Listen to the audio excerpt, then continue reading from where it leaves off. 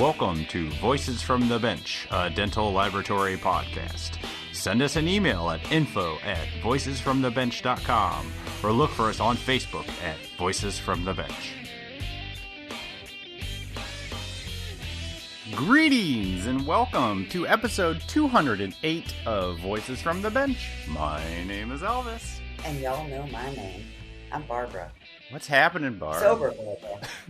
Glad to hear it. I gotta say, my best friends in the whole wide world have been in town, and so we've been a little crazy. I have not been in town. What do you mean? Yeah, well, you were in Florida. That's true. I was close. You were on the East Coast, and I'm on the West Coast, and it's just been a fantabulous weekend. Lots of wine, lots of alcohol, and lots of sun.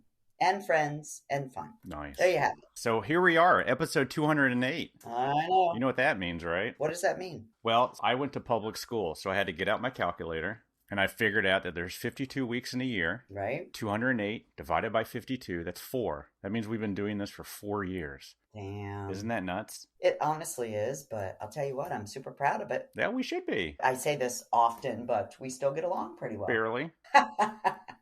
For all of you listening, Elvis wanted to record this yesterday, and I might have been out and about, and my friend might have been texting him saying, we can't do this now because we are partying. So I had to make amends when I rolled out of bed on a Sunday morning and go, holy shit, I got to make sure Elvis knows that I'm available. So here we are. Actually, what hurt more was, can we do this tomorrow? No, we're going to the beach. That's what hurt more. I'm like, really? Well, yeah. Got up and went for a 5-mile walk, and then we said, well, should we go to the beach? And I'm like, no, let's just go outside. So we're actually going to lay out on my back porch in 85-degree, perfect, beautiful Florida weather and enjoy our afternoon. Well, let's talk about this Florida weather, because I was just down there last week, and it rained most of the time. Aw. Sorry about your luck. Yeah, what's up with that? So I was down there visiting some fantastic labs. Oh, I know, because I saw a lot of that on Facebook, Yeah. which I loved. One of them was not yours, by the way. None of them were. Yeah, because apparently Florida's a little bigger than I thought. You see, I'm from the Midwest, so I think one side of Florida is like 5 miles from the other side of Florida. Oh. Because that's how the rest of the country thinks. Yeah. And apparently it's not. No. A couple hours drive, I would have lost the whole day going out to Tampa. Totally. But there's a lot of labs down there, is it? It's got to be the most labs per population. It's got to be. I mean, I know there's a lot of dentists. Seemed like every corner there was a dentist down there. Yep. I guess it's just the aging population that lives down there. I don't know. Except for me. Except for you. Forever young. But I spent 4 days stopping by all sorts of labs. Small labs, big labs, all fixed, all removable. It's really inspiring to see so many labs all down there doing their thing and really succeeding at it. Mm-hmm. It's pretty amazing. Of course, the common theme, everyone's looking for employees. Totally. Everyone's looking for trained employees. Good luck with that. Yeah, but the nice thing is this week's episode, we kind of touch upon how we might be able to help fix that problem a little. Of course. So, do you remember a while ago we recorded with a lady, Whitney Courtney McCartney? Of course I do. Yeah, yes. We talked to her when we were at the Whitmix Digital Forum. Yepper. So when I was down in Florida, I stopped by her lab, a beautiful lab. Cool. And she was telling me that she's doing a pretty cool webinar coming up with Roland all about using their C-clamp. I felt bad for her because she was supposed to do this in Chicago. Yeah. And because of COVID, she didn't get a chance to go. So I wanted to just make a mention of it and put a link up on this episode's show notes for the webinar that's happening on April 28th. So go check it out and take your full arch milling to the next level. Do that for sure. It's pretty cool. Oh, and of course, we have to bring up, they are still not sold out, but they're close. The DLAT conference is happening in, I think, a week, 2 weeks? 2 weeks, roughly. April 1st and 2nd near the DFW airport. And you and I will be there all weekend recording at the Preet booth, which I can't wait. So if you miss Chicago and you're just dying to get around friendly dental people, head over to the DLAT.org and register for this meeting, which I can't wait. And if you do go, come see me speak. I'm talking about stud attachments. It's exciting stuff. You big stud. Yeah, there you go. How appropriate. Of course, I've done it a few times. It's an hour. This time it's an hour and a half. So there'll be long pauses between each word to make it last an hour and a half. Smart man. So 4 years ago on this Monday, Barb and I got together to record our first episode of Voices from the Bench. I don't know if you remember this, Barb, but that very first time I couldn't even get the software to work. Oh, yeah. And it was actually our guest that got us connected on her Zoom account. Who was that? Let's bring her up. Well, it's Renata Budny. Oh, yeah. Being a big fan of education in our industry, our first guest ever was Renata that runs the Restorative Lab Technology Department at the New York City College of Technology. And for our second and our third year anniversary episodes, we had her back on to update us on what's happening in dental laboratory education. That means we're consistent, And of course, for the fourth year, now we're having her on again to talk about what's happening at the school. But this time she brings a very exciting guest with her. Past student and current professor and an in-office lab technician, Jamie Rubin. Rockstar. Yeah, she's got a lot going on. Jamie talks about growing up in a dental family, her experiences going through the program, and what it's like going back as a professor teaching the next generation of dental technicians. So join us as we chat with Renata Budny and Jamie Rubin. Whitmix, known today for its digital equipment and materials, has always been known for decades as the leader in occlusion products with its Whitmix, Hanau, and Dinar articulators and face bows. The most popular of these is the Dinar Mark 300 series articulator. These popular semi-adjustable instruments are engineered for superior performance and tested thoroughly based on proven methodology. They bring a new standard of interchangeability with factory-set accuracy within 20 microns. With their sleek ergonomic design and powdered-coated finish, these articulators have a contemporary look that is as durable as it is aesthetically pleasing. The Dinar Mark 320 articulator features adjustable condyle inclination with 0 to 60 degrees and progressive side shift fixed at 15 degrees. The Denmar Mark 300 comes complete with dust cover, 10 magnetic mounting plates, instructions, and standard black carrying case. Head over to Whitmix.com to order one today. And as always, we appreciate your support of the podcast, Whitmix. Is your lab in a position to take on new customers? Do you have the capacity to service more doctors? America Smiles has helped hundreds of labs across the country to acquire new dental accounts.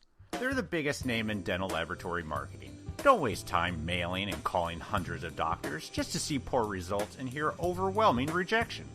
Let America Smiles do all the heavy lifting for you. For just $195 a month, the America Smiles One Voice program will help you skip to the front of the line. They'll prospect your local or target area, produce your creative marketing, and do all the cold calling to leave you with extremely qualified appointments guaranteed to help you find your ideal clients and grow your business. Visit americasmiles.net One Voice. That's americasmiles.net/one-voice to learn more about how you can increase your lab's bottom line. Use the promo code Voices from the Bench, all one word, during checkout to qualify for a month-to-month agreement, enabling you the freedom to cancel the marketing service anytime. If you'd like to speak to an agent who can answer your questions about a time-tested, completely done-for-you approach to marketing, please give them a call at 708-279-9031. Join America Smiles One Voice today. Getting new dentists to try your lab has never been easier. And we appreciate your support of the podcast, America Smiles.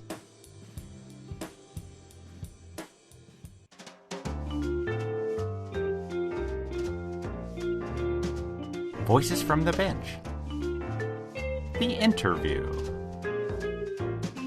We are super excited to have on the program again our good friend and past guest for the fourth time for our fourth year, Renata Budny. How are you today? I am just wonderful and loving being here with you guys. Congratulations on your fourth year. Thank you. Thank you. We actually made it without killing each other. There has been some pain, but no one's dead. Much smoother than my actual marriage, so we're good. And we love you for Not much to compare to. Thank you. Well, again, thank you, Renata. As our first guest, we welcome you back on the program. But you're not alone. You're joined by Jamie Rubin. How are you? Hey, how's it going? Going pretty good. I had a brief meeting with you at Lab Day Chicago. I call it the escalator meeting. Yeah, it You was were going down, I was going up, and you're like, what? Hello? Hi? Okay. it was a run by greeting. Drive by. Yeah. Well, we have you both on because you're both connected with the New York School, the New York City College of Technology. Now, Renata, we've talked to you many times. We know that you basically run the show over there, right? Well, not exactly, but I've been there for 18 years, so it's kind of like it. Yeah. And Jamie, you've been through the program and now you're teaching there. Yeah, it feels like almost everyone who teaches there went through the program themselves. So it was kind of only natural when Renata pulled me back in to say, okay, sure, let's do this. Why not? So, Jamie, since this is your first time, let's hear about how you got interested in dental technology and why you went to the school. Yeah, this was a career shift for me. I was in the fine arts world for a while, mostly doing art fabrication, which is not very far off from dental lab. You make someone else's work and then they take the credit for it. Oh, nice. Wait, what? You're like a ghost artist? Kind of. You either help the artist create their vision or you just fully make it for them. I had no idea that was... I know. I never even knew that was a thing. Wow. Yeah, kind of like technicians. We make the teeth and the doctors take the credit. Interesting analogy. I agree with you on that. Yeah. I'm going to find one of you and I'm going to become an artist. Yeah. This is great. It's true. I'm going to go to work for that. Yeah, so I was doing that for a few years and just kind of got tired of the industry. It just wasn't like a very authentic I would say so. People, yeah. What type of art were you doing? All sculpture-based art, some metalwork, some stone, fiberglass, kind of whatever people needed. Oh, wow. I went to School of Visual Art in Manhattan and got my BFA from there.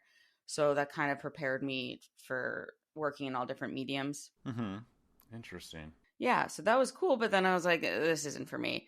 And my mom and brother are dentists. And over the years, I spent a lot of time in the office, kind of working every job in there. And they talked me into trying this out. Went to the school, fell in love with it immediately. It was like 0 to 100. And then from there, kind of off to the races, was no looking back. What was your favorite class when you went to school? That's tricky. The one that Renata taught. Right? Yes.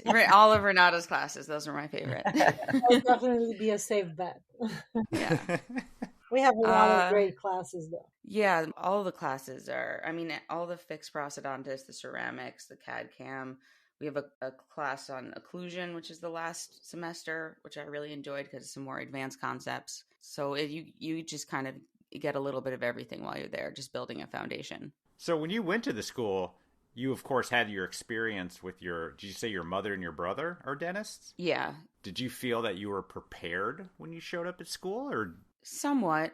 Before I went, I found one of their morphology books and learned, what are the surfaces of the teeth and what, just basic morphology of it. So gave me a bit of a leg up, I guess. Mm-hmm. And no stress having your mom as a dentist, right? No stress at all. No pressure. It did really help me prepare because I work in an in-house lab now. So I understand how doctors' minds work and how they can be stressed out and how to handle that. Yeah. Yeah, that's a life skill for sure. Yeah, that's something you have to learn. Yeah. What was the first thing they taught you? What was class 1? Class 1. That's a great question. I guess you have 4 first classes all at once. You have a morphology class, which I had with Renata, which was of course great. Mm-hmm. Of course. Of course. We have a crown and bridge class, which we call fixed prosthodontics. We had a dentures 1, and Renata, what's the other? Dental materials.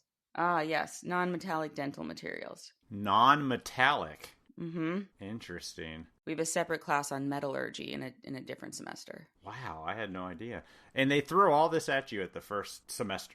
Oh yeah, just drop you into the water and you got to swim. So when you teach morphology, Renata, how do you even start? Do you just say this is a tooth, this is the buckle? Yeah. Is it that basic? Pretty much like Jamie said, put them in the water, let them swim.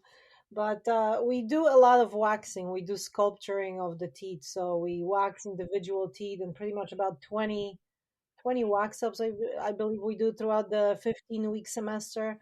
And we learn also didactic, which is the theory, and we go through each and every tooth. We go through functions, how they develop, a little bit of everything, and some more in depth than the other. So it's pretty intense and a lot involved. And for the first year student who comes from high school or from another profession, it's a lot.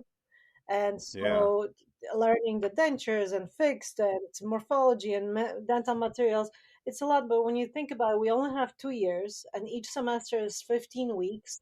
So they have 30 weeks during the whole year to teach them all concepts of dental technology. So we do have limited time, so we have to push it fast. So do you find as a teacher, Renata, when you have students going through and all of those different elements, do some of them just naturally gravitate to, dentures or CAD CAM, and how do you keep them all interested in all the facets?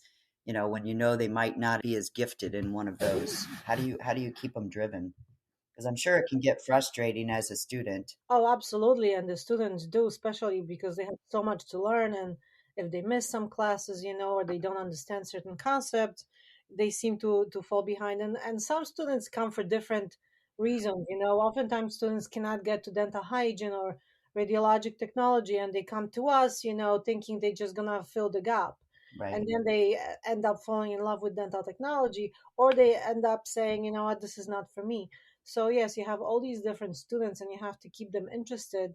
And it's not like we're trying to separate fixed from removable or implants or CAD, but we're trying to rather, show them all the ropes of dental technology and tell them, what, go through it, learn as much as you can from everybody, and then pick and choose, at the end of the 2 years where you really want to specialize or you want to go ahead and learn more on everything. So we really encourage the students to be kind of a global thinkers and thinking, the more I know, the better for me, and the more I can offer my future employer and be more marketable at the end of the day. Absolutely. Great answer. That is a great answer. I mean, that is exactly what our industry needs. Yeah. More well-rounded, less specific. What about you, Jamie? When you got in there, did you gravitate towards anything or? Well, I think at least for me, but what you hear from all the students is, I want to do ceramics. I want to be a ceramist. They don't even know necessarily what that means. They'll say, like, I want to do veneers. And it's like, oh, what are veneers? They're like, I don't know. So when I came in, before I entered the program, I spoke with some lab owners, and I always ended up speaking with ceramists. So that's where I thought I wanted to go with it. Yeah. And then when I got to the program, I did love that. And I also loved the CAD CAM class, but I didn't want to just put like Renata said, pigeonhole myself. Sure. So I kind of really gave everything a shot. And now I was able to use that where I'm both doing ceramics and CAD CAM in my job. Yeah. So I agree that keeping an open mind as they go through the program, people start to relax from that like initial thought and just kind of enjoy everything and just absorb as much information as possible. But you wanted nothing to do with removable is what I hear. Well, it wasn't my first choice. That's not to say that it's not so valuable, like learning how to set up the teeth and everything. Yeah, absolutely. It just wasn't my calling. Yeah. Do you find more students joining the school are into removable? I've seen like a surge in younger removable technicians. I think now that they realize that so much of it is digital, they're getting more excited about it. Yeah. I remember when I was in school, there were very few people excited about dentures, and now that is kind of changing. Mm-hmm. Which it really needs to. Yeah, absolutely. We need that. How long ago did you go through the program, Jamie? I think I graduated about 4 years ago. Okay. Not long ago at all. 2 years after that, Renata pulled me back in, which I was, a little nervous about. I was like, are you sure about this? I've only been out for 2 years, but, she's always been so supportive and had faith in me. And, because of that, I was able to really like have the confidence to say, oh, I can totally do this. So Renata, how did you know to call her back? Like, what were you thinking at the time? That was no brainer. I mean, working with Jamie for 2 years and seeing her drive, she was participating in an NSF project that I was running. She was the leader among. So we had 4 students, 2 from restorative dentistry and 2 from mechanical engineering. And Jamie just lead the efforts, and we were doing this project on developing the new implant. And I mean, she just took it off. She went to the dentists and surgeons, and she was finding information, and she was very intuitive. Pulled out a lot of research on it and presented places, and was just such a leader from the very beginning and very understanding. She also came with a bachelor degree. So to teach in our program, you have to have obviously experience. You need to be a CET, but you also need to have a bachelor degree. So having that under her belt and now being in the lab and doing digital and hands-on, and also, I believe she had the RG at the time already completed. So you have like 2 years to complete your CET since you start teaching. I mean, she was one of those, A stars that you Rock stars. right. You pull her right back as soon as you could. So when you asked her back, what were you thinking that you wanted her to do? Whatever she would feel comfortable in, honestly, because we have a couple of full-time faculty that sort of specialize in either fixed or removable or whatnot, and our adjunct faculty, part-timers, we pull them for whatever needs we have, but we always have needs in removable, fixed, ortho, and implants. So her skills were already in CAD.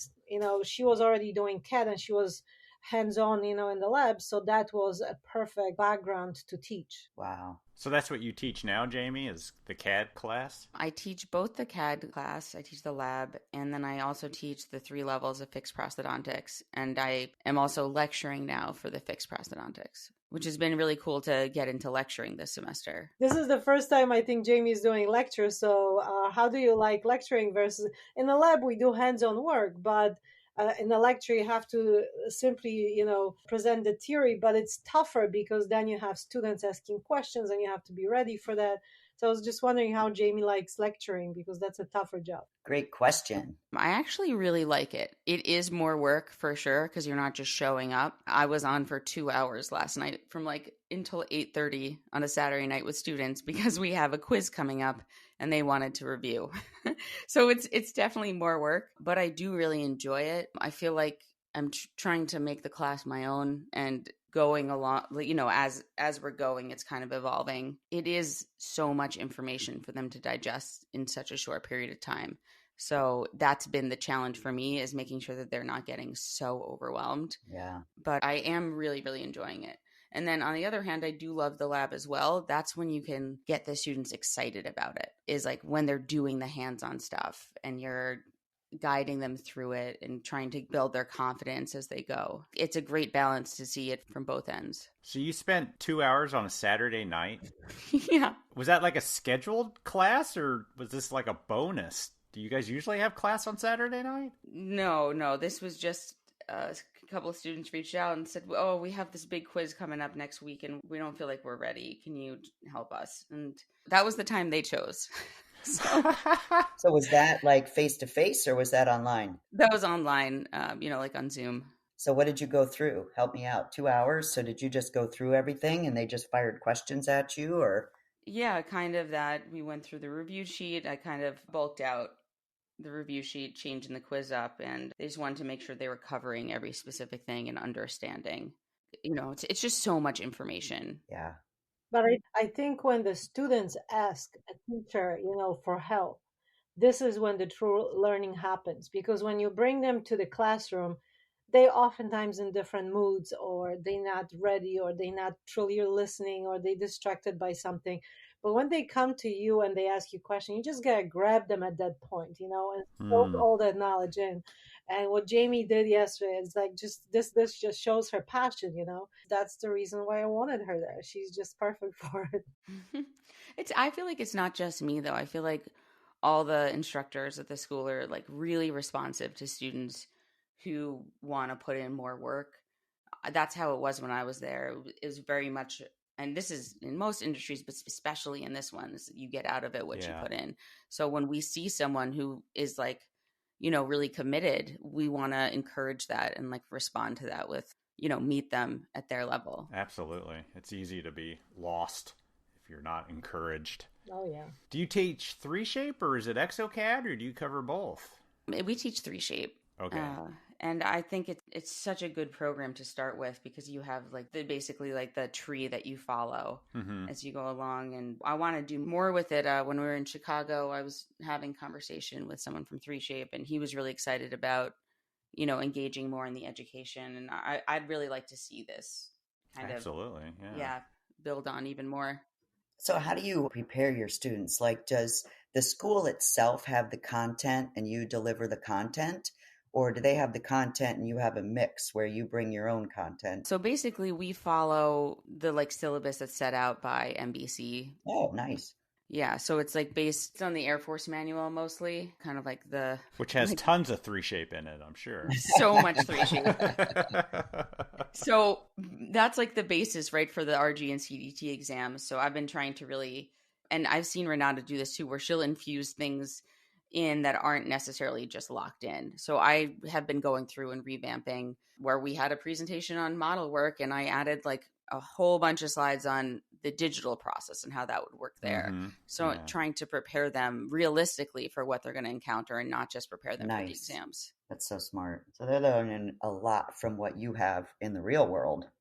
Not that that's not the real world, but I mean, so they get the extra benefit of the brain and the fact that you're out in it. Yeah, I'll sometimes pause and go, okay, real talk. Don't do this in a lab setting. Yeah.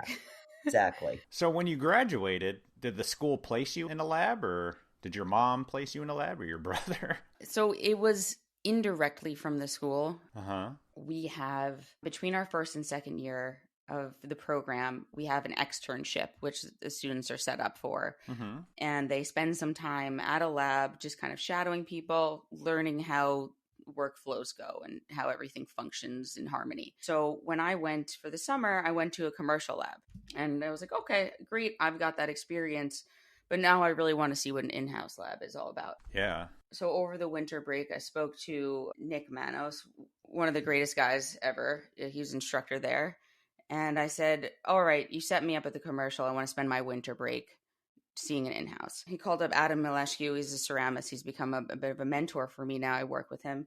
And he said, I've got a student, I'm sending her over. And I shadowed there for the winter break. And then ultimately, when I graduated, I was connected. Adam connected me with someone. So I started working at a commercial lab through him.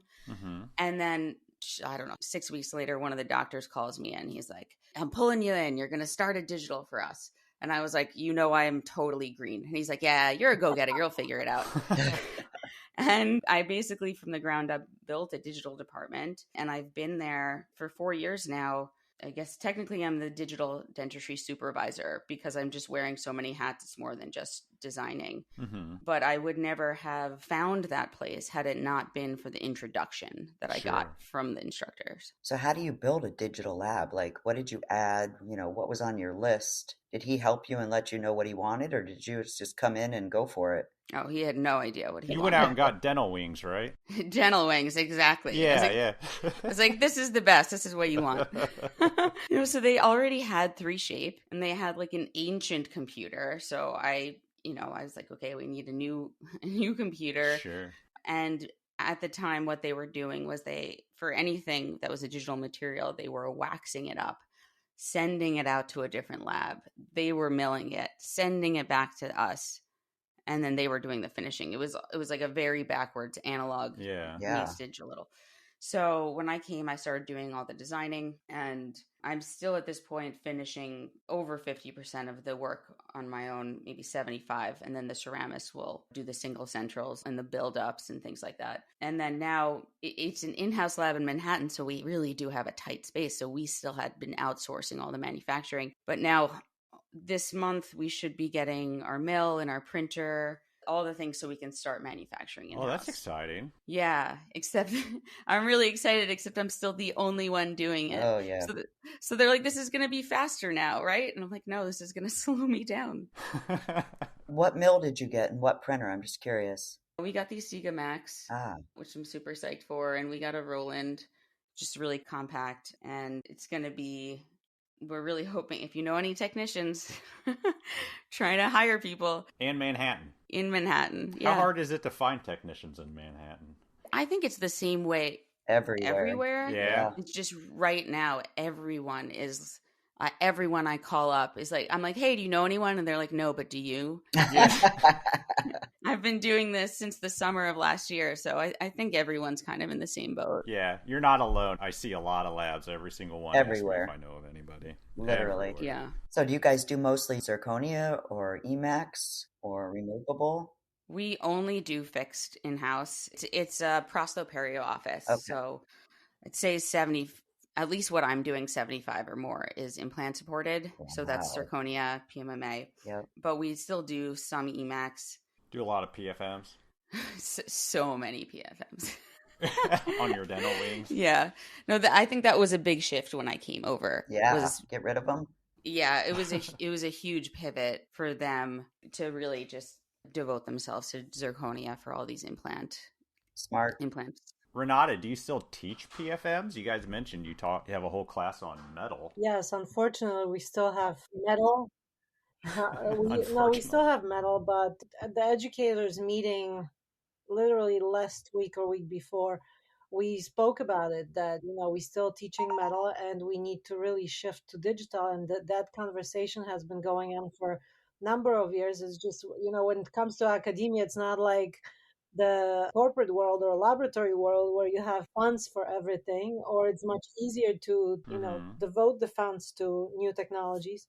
So we are still struggling with adding the new technologies and incorporating them. If we don't have that, we can't incorporate it into the curriculum. So we're still running on a lot of analog projects, but I would, just like Jamie, would love to see more digital infused into many more classes. So when you go to those educators meetings and you have these conversations, how does it evolve? Like, do you guys talk about going out to manufacturers and trying to get them to donate equipment, or like where do those conversations go? The manufacturers go for individual programs. Individual programs really just have ties with manufacturers in their areas because we are so spread out. There's 13 programs left that are CODA accredited. There are a few programs that are sort of private programs, not accredited.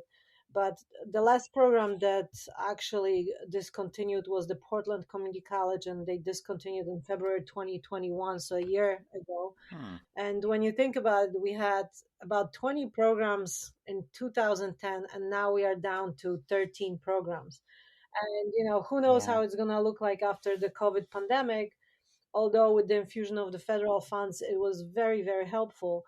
So we are still surviving, but many programs, have a hard time, and they not run like our big program in New York City. There's oftentimes, one or two or a couple of faculty members who are also program directors. And just like Jamie is stretching herself thin in the lab, the faculties and the program directors are also stretched thin. So we'll see what happens. But when it comes to the infusion of digital, oftentimes we talk about it. We definitely want to make these changes. We want to prepare the students for what industry requires at this point, what is looking for. But again, is the faculty training and technology that needs to be there for us to make changes to the curriculum. And the biggest change that have happened was CODA standards, Commission on Dental Accreditation, which accredits the 13 programs. And for those who don't know about CODA, CODA also accredits all the dental and dental hygiene, dental assisting programs across the country. So we were able to successfully implement changes to CODA standards, and they went in effect in January of 2022, so this year. And the biggest change was changing fixed prosthodontics and ceramics to just fixed prosthodontics. So now you're not limited to doing metal and then ceramics. You can now implement, the materials of choice, and we can move more towards all ceramic, and the technologies that we can implement or the projects. We are not bound to, soldering or casting or anything like this. We can use new technology. So those changes in CODA standards are definitely going to allow us to tweak things and make them more beneficial for students and industry. Another thing is the NBC work test analysis, and then RG and CDT examination. We still have to tailor to that. So the faculty had questions about, still teaching PFMs because they are still on CDT exams. So as long as we have CDT tied to certain requirements, we are going to try to, comply with those standards for the profession and teach so the students, the graduates, can also comply with those standards and they can pass those exams. So perhaps some changes could be made there to put more emphasis on maybe the techniques or the variety of materials rather than being stuck on maybe certain types of materials. So it sounds like there's a lot of connecting of the Oh, dots in yes, order to move absolutely. forward. Yeah, I Yeah, had no for us, idea. we kind of look at the broader pictures and we trying to, combine CODA and the professional standards, which are the CDT exam at this point, and, make sure that we prepare students for everything. And remember, we only have 2 years. So Yeah. I think we still do miracles as much as, some don't think that dental technology education within the United States is valid and whatnot. I think we still do miracles on a daily basis, graduating our students within the 2 years with the knowledge of all 6 aspects of our profession and, Yeah. the materials, the morphology, occlusion, and all the extras. Agree. And I've been to your college and it's absolutely amazing. And all of the updates and everything you guys did when you moved into your new building, that has to be wonderful. Yeah. Nice and clean and new and And bright. We love it. yeah. Barbara, you probably don't remember this, but I was at the school one time you came and you spoke. Oh, no way. Yeah, and I remember being like, this is really kick-ass. There's like a woman coming here and she's like loves what she's doing. And that was really encouraging for me because at the time Renata was one of the only female instructors I'd been interacting with. So to see, one of her friends come and be really excited, I was like, okay, all right, this could work. Thank you. What did you talk about, Barb? Oh, Heather and I both came and we just kind of ran them Oh. through how, the laboratories work and, what we do and what we offer. And it was kind of just a presentation that we did. And it was fascinating, though, because we got to see every single one of the classes and they brought us through, the CAD/CAM area and the denture area. And we got to meet all the students. And it was super exciting for both of us, too. That was one of my best times ever. I need to come back, by the Yes, way. you need to come and see the new facilities, both of you. You're always Yeah. invited. And just like Jamie said before, that she got her job indirectly through the program, like my friendship with Barbara and Elvis comes from working on the national boards, NBC Foundation Mm-hmm. and all that. And that's what I want to encourage too, those who are listening. There are open seats on the boards, but it's a lot more than just, volunteering your expertise on the board. Is the friendships you develop and the connections you make that are just life lasting and wonderful and influence others. Like Jamie said, it was wonderful to meet Barbara when she came to the program. I actually have Heather, Morris, Rachel come into Night Dental Thursday, Friday, and Saturday, and we're going to be doing another NBC task analysis and review of questions. So I'm looking forward to that. That's this weekend. Very cool. Just for an update, like we still, go over the questions and, just update for those that are listening. Sometimes we hear that, it's not updated, but we're constantly doing things to make those exams better and more relevant. Yeah. Get rid of all those PFM questions, man. Just mark them off. Renata's over it. No, I just want to reiterate that if CODA was able to make those changes, then maybe the industry can look at it and combine sort of the ceramics with the fixed prosthodontics, or make something to that effect and have a broader section that includes all. There is place for metal, obviously, and Oh yeah, never stop teaching it. right, you still need to know that, but there's such an infusion of new technologies and methodologies and materials that you just need to make space somewhere for that too. Sure, you only got 2 years. Yeah. So Jamie, how in the hell do you make time to run a lab and lecture and teach? She's a superwoman. And give up Saturdays and Sundays for podcasts. I think everyone in my personal life thinks I'm absolutely nuts. Even people at the lab think I'm crazy, but it is a little hard to strike that balance when I'm working full time at the lab and also at the school. It's just, I don't know. I think I'm at that point, especially entering the industry late, where I feel like I just have to grind it out and just give everything I've got. And then maybe there'll be a light at the end of the tunnel where I won't have to work, this many hours a week, but I really think it's worth it because it's so different coming to the school. It's like a great change of pace. And if I've had a really stressful day, it's very grounding to come and see it from the other side. I always kind of feel reinvigorated afterwards because I'm going to the school and getting the students excited and I'm remembering what I really love about it. Yeah, I can totally see that. How many days do you teach? I'll be there like most of the day, Tuesday until the evening, and then Thursday nights. Okay. And Saturdays. Yeah. He keeps throwing in that Saturday. Yeah. That's dedication. I think it's just like, as needed. Yeah. But then the other half of it too is that, yes, I'm pushing myself to put my time and energy into a lot of different areas. But there's so many instructors that are actually doing the same or like so much more than I do. So it feels in step with the people around me. Like I'm running a department at the lab, but others are full on running businesses. They're like lab owners and people like Danny Alter, who's a full-timer and travels to lecture and is executive editor of IDT, but somehow like always picks up my phone calls when I'm asking for advice, which is pretty often. So if he can do that for me, I feel like I can do that for students on a Saturday night. He's also in politics too, isn't he? Yeah. He's got a lot going on. He's so busy. It's crazy.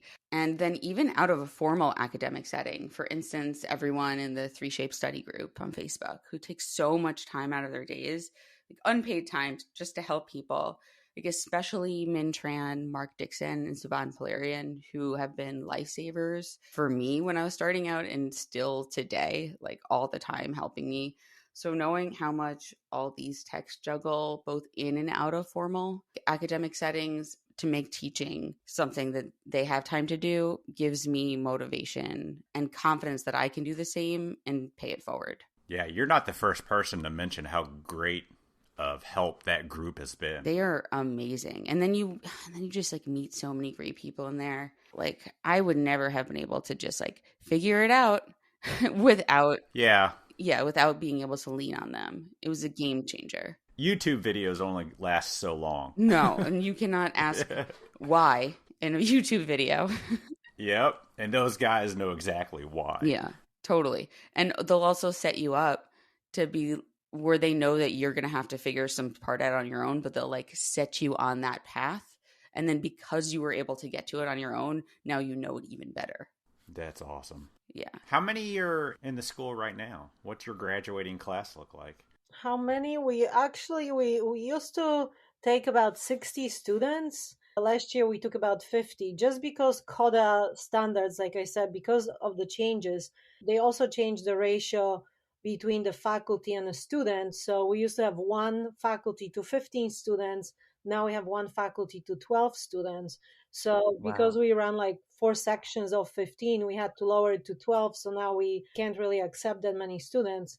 And so we had to lower it to about 48, 50 students to comply with the CODA standard. So our enrollment has been lowered, but not because we didn't have enough students. We actually had a waiting list this year and last year.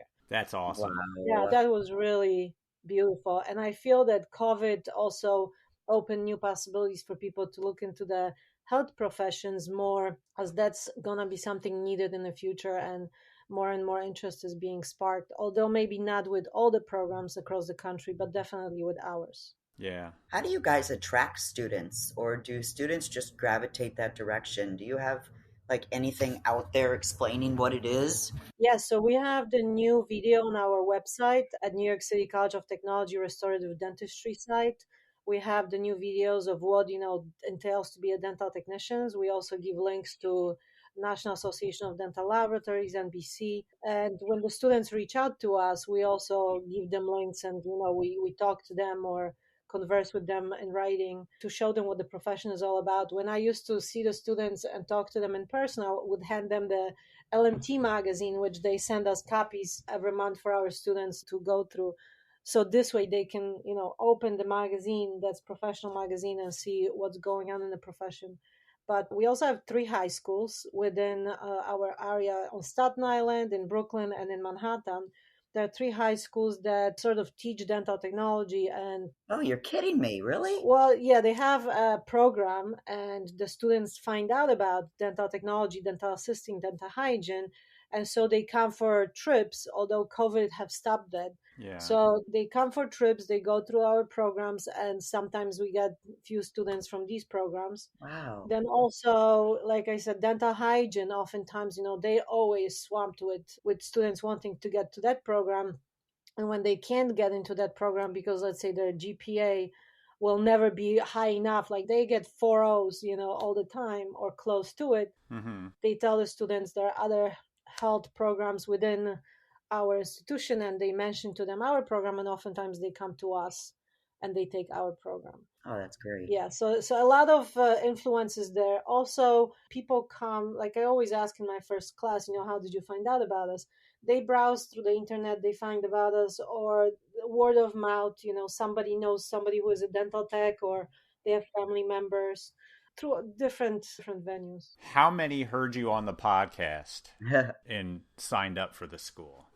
Hundreds? We do get students who actually do listen to podcasts. I had a student from military. She joined us, and I said, I heard about you guys on the podcast, and I came, so that was awesome. Yay! Wow. So you guys are famous out there, and for that, we are really thankful. And I have to tell you, every time I listen to your podcast, like Jamie goes and says, in the classroom, you get boost. I get that boost in the classroom, but you guys, you really motivate me and really spark the interest and bring me up to, do more, do better. So I really applaud you for that. Oh, thank you. 4 years later. 4 years dun, dun, dun. in a row, yes. Hoping for another 40 years. Ugh, that's a lot. You say that, Barb, but you love it. I do love it. To you. Absolutely. Yeah, you're right. You're such a force, you yourself are such a force. Oh, thank you. We have people remembering you speaking years later. Yeah. Yeah, that's cool. That's super Like cool. I said, that was one of my highlights of my career, was going there as well. So it was definitely mutual. And I think like-minded people feel that from each other, and that's how we just get inspired. And so thank you. Yeah, it definitely made an impression. So, Jamie, when you're teaching classes, are you seeing those students that remind them of you? Aw. Those ones that are really kind of, Oh, definitely. out there to take as much as they can? Yeah, definitely. And you can tell pretty quickly. Can you? Yeah. Who's really into it and who's so motivated. And then you see the other people who, when they came in, weren't there yet, and then as a program goes, they're like, oh wait, this is actually amazing. So I immediately try to nurture the people who come excited, but then everyone else treat them the same way, because realizing that they might get there also. Yeah. It just, once they know more about it. Take some time. I bet you see students coming in, like Renata said, from all facets of why they're there. Oh, absolutely. Oh, yeah. Do most know what dental technology is? Are they more there just for other reasons? Some of them know. Okay. Yeah, I would say majority don't. Really? Yeah, I have a student now who didn't get into the hygiene program, and an advisor recommended she check this out, and she was like, I am so glad I didn't get into hygiene, because this makes so much more sense for me. I'm really into art, and like getting to work with my hands is super cool, but she had no idea what this was before she signed up for it. Yeah, that's great. That's got to be a good feeling on your end to nurture somebody into the field. Yeah, absolutely. So you mentioned earlier you're looking for employees. Why aren't you hiring students? Conflict of interest? I mean, once they graduate, I think right now hiring a part-time student would be challenging. Just spatially, we have to commit to someone. It's just such a tight office. But yeah, once they graduate, I had conversations with some of the graduated students from last year, but everyone has a job or they've moved. Yeah. That's another thing. Everyone moves away. What's it like having a dental lab in downtown Manhattan? Because I love New York. Is it amazing? Are you like on the 100th floor of some building? We're in Midtown East, and we are on the 32nd floor. Oh my God, how cool. It is a very cool view. I have a window right next to my bench. Oh. So it is very cool being up there. But I'm also like pretty biased. I love the city, and I've lived in New York my whole life. So it's really for me. And I think for anyone, it's just such an exciting place to be. But you got to have that hustle. Oh yeah, no doubt about that. How close are you to the park? We're actually very close to Central Park from where we are. That's my Zen place. Yeah. I love it there. before during COVID, I used to be uptown in Harlem, and we were just 2 blocks from the park. So that was amazing to have that outlet to be able to go outside and go to the park. Yeah. Now I'm in Brooklyn, but there's a lot to offer everywhere. Yeah. I feel bad for the person that's going to move a rolling mill up 32 floors. I was thinking that too, Elvis. We had to take it down one flight of stairs, and it was a hard day. Yeah, I was thinking that too.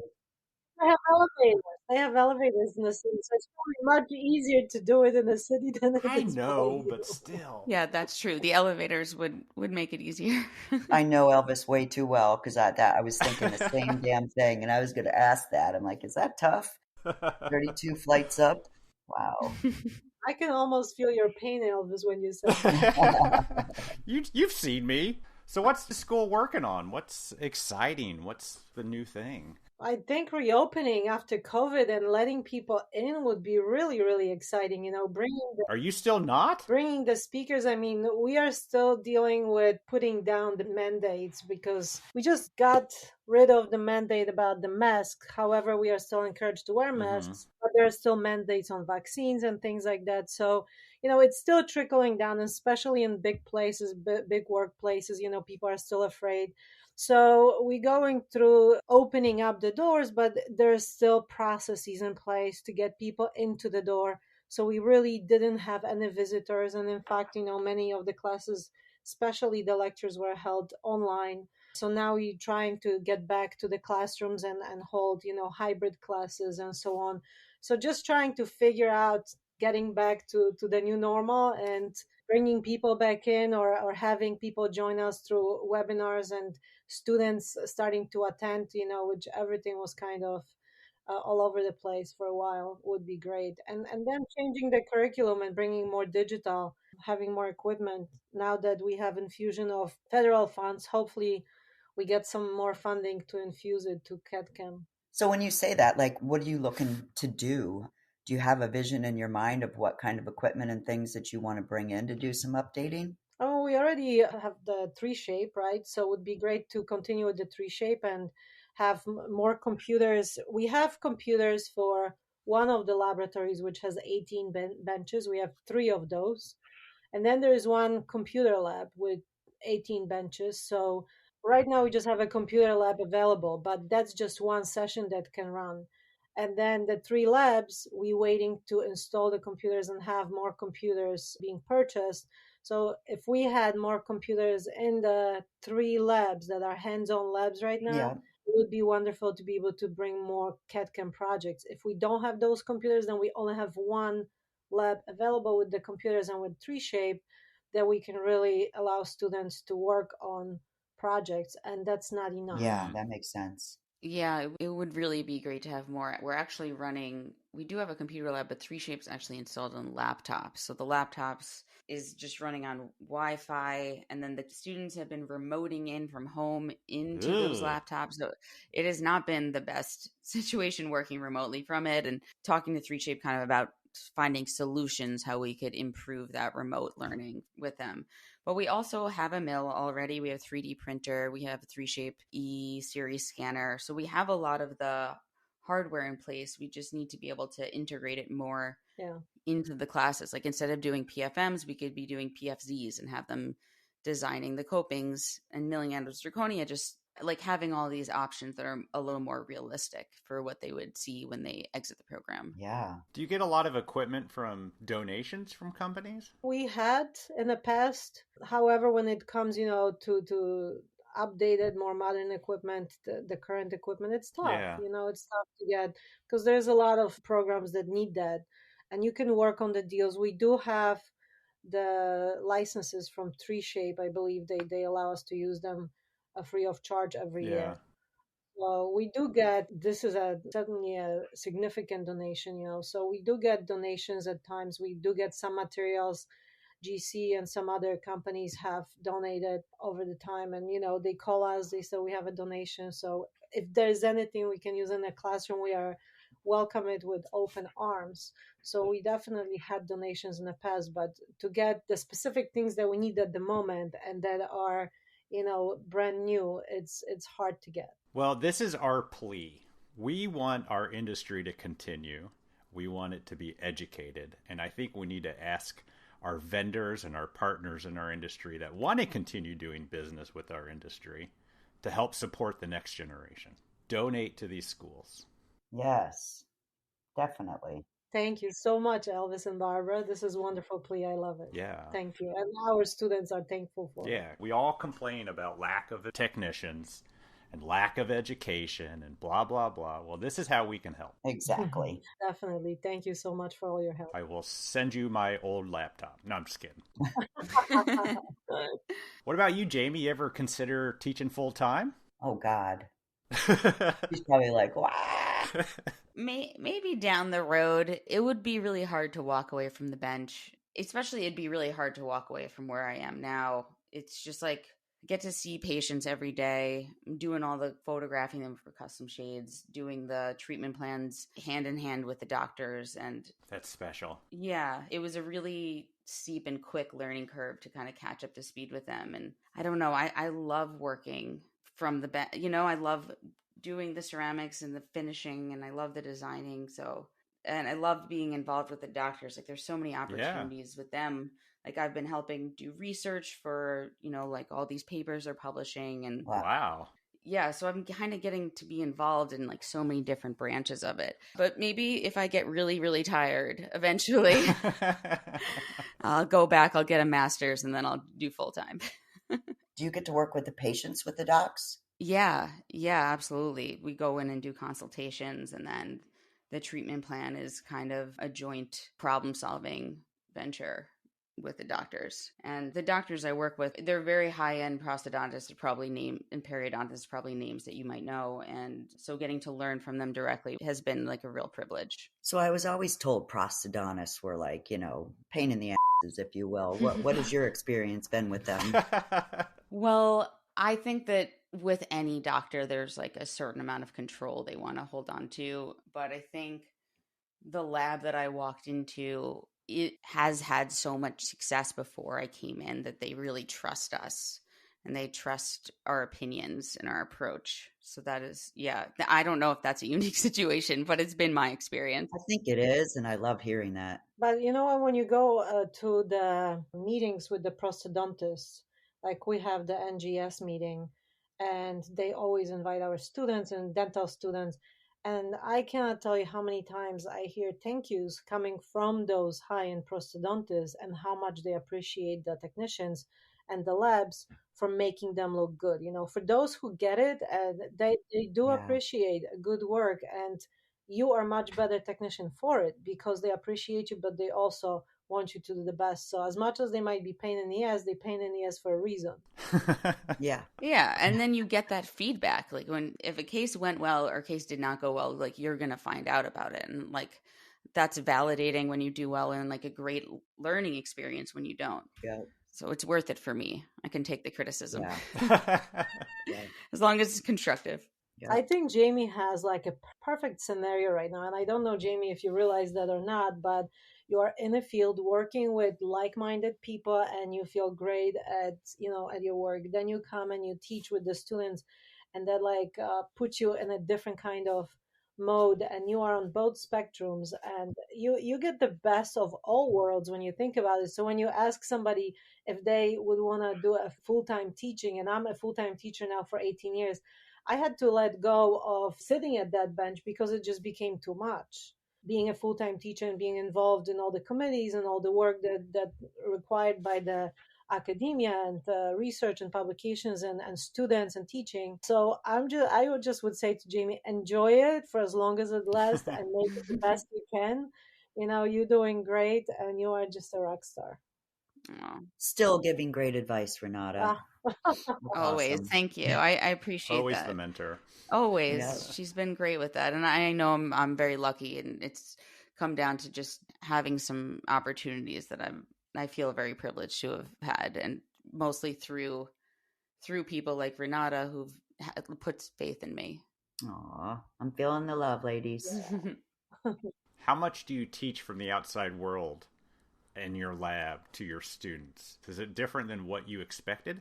I guess since I went through the program, I knew what to expect and what was being taught.